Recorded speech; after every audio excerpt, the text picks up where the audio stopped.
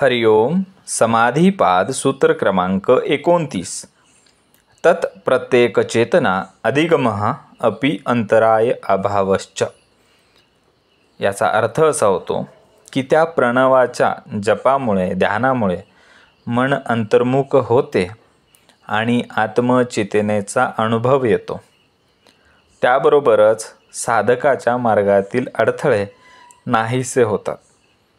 जेव्हा आपण मन एकाग्र करून ओंकारामध्ये विलीन होतो तेव्हा बाहेरच्या जगाचं आकर्षण कमी होतं आणि अंतरीची शांतता, आत्मज्ञान आणि स्थिरता अनुभवता येते।